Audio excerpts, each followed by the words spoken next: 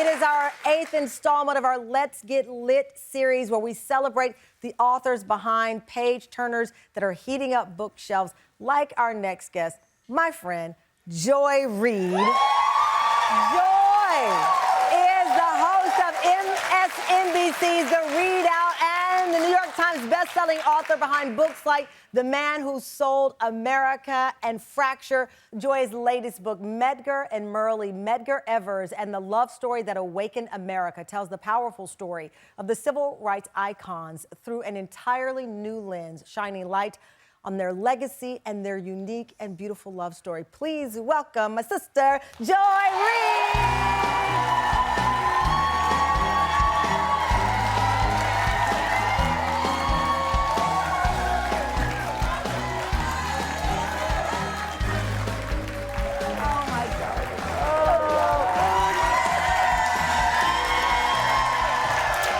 Come on over here.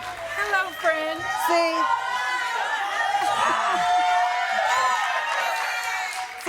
here's the thing. When you live behind a news anchor desk, people don't get to see the full look. Listen, the full thing. They don't see the whole thing. The whole The full thing. look, The whole yes. beautifulness We're of giving it. it all to them We're giving today. it all to them. On today. I'm so proud of you. Thank you. And you know that. You know that. We are in a group chat. I will never disclose what is discussed in the group chat. But we're in a group chat. Full disclosure, we don't get a chance to see each other all the time. One of our last big events was the New York Magazine. They did a piece on the legacy of Barbara Walters, and we were honored to be in this photo together. Clearly, hijinks was happening. Clearly. You are so busy. You're doing the show on MS. You've got podcasts. You've got other projects that you are working on behind the scenes that people don't even know about, that are just doing things. How did you have time to write this beautiful, thoughtful love story? Because you had to dig deep for this one. Basically, this was the first time, and this is the 4th book that I have, either written or edited. And this is the first time I actually did the un-Gen X thing of getting help. Yeah. I actually hired 2 research assistants from Howard University, and I gave them the assignment. I want everything you can find on Medgar Evers and Myrlie Evers, going all the way back to enslavement. So they got to work on the genealogy side and really dig. Why did you need to go that deep? Because obviously people know the story. Even when I was in Mississippi, the airport is named after Medgar Evers, and I got chills. There's a bronze statue of him. This is the type of story people believe they know. Right. Or they might reference, oh, I remember when Whoopi played her brilliantly, by the way, in the film. Yeah. But you wanted to go past all of that. I wanted to go deep because, so first of all, I wanted to tell a story that is not just about the love that these 2 people had, which is really what drove me to write the book in the first place. It's just the love that Myrlie Evers has for this man, even to this day, 60 years later. But also, he had this love for Mississippi. Yeah. And it's a dual love story that I think you're a Southern girl, so you understand it, but a lot of people don't understand how somebody who lived in the South, even in that era, could love a state like Mississippi, which is the hardest state to love. It's the toughest state to be Black. And it even tested their love story. Absolutely. You write in the book that there came a point where Myrlie Evers really said, it's me or the family. That's right. How can you do both of these? That's right, yeah. Because the thing is that what you have is this 17-year-old girl who walks onto Alcorn State University campus, going to college, and her grandmother and her auntie have told her, there's 2 things you may not do. Do not date an upperclassman, and do not go anywhere near one of those World War II veterans. He was both. And a football player. And a football. And that's like, a trifecta of trouble. It was a trifecta of trouble. So she couldn't even tell her people, her mama and her grandma and her auntie, that she was even dating him. But he intrigued her intellectually from the beginning. And she fell so deeply in love with this man that in her mind, she was going to be the perfect 50s housewife. Right. But what she got instead was a civil rights leader. And she wasn't ready for that life. She wanted to be a 50s housewife, so she had to love him despite him doing something she knew would get him killed in Mississippi. Wow. You got to know Myrlie. She's now in her 90s? She is 90 years young 90 and looks years 50. Gorgeous. I mean, she is trusting you with what might be the defining book of their story. Yeah, and one of the reasons that I wanted to do it is that, you know, when I was blessed to meet Medgar Evers, I was, you know, awestruck by her. And I was intimidated by the fact that she even watched my show, which was shocking. You know, we were in LA, we got a chance to have her on the show, and she comes up to me and she's like, telling me she watches the show, and I'm, oh my God, I can't believe she even knows who I am. And then we got into this conversation and she started talking about Medgar. And I said to her, Miss Myrlie, your husband has been gone for a long time, but you are still madly in love with him. And she said, oh, he is the love of my life. Wow.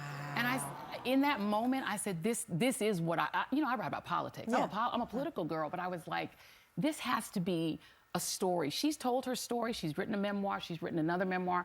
But I'm like, I need people to understand how great this man was. Because you have said that the society we live in should hold him in the same reverence as Absolutely. Malcolm X, Absolutely. Martin Luther King Jr. Yes.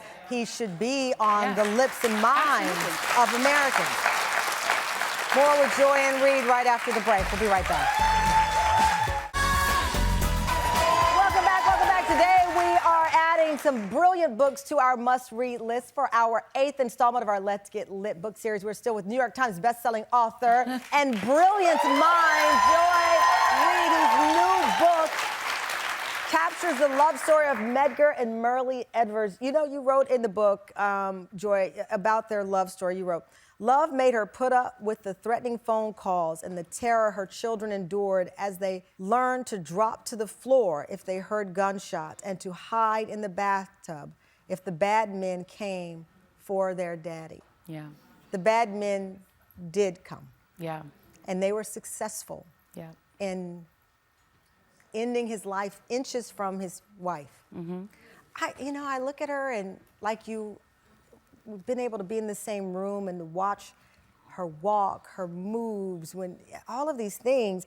I just always wonder how you, or can you ever recover from that level Yeah. of trauma? Right. But yet the way you write, she found this powerful, beautiful future in protecting his legacy. Yeah. The day after her husband was shot down and she watched him bleed out in front of her and her children screaming around her. And she had to go from that to being really the first civil rights widow on a national level. And so just the poise that she needed to do that, the strength she needed to do it.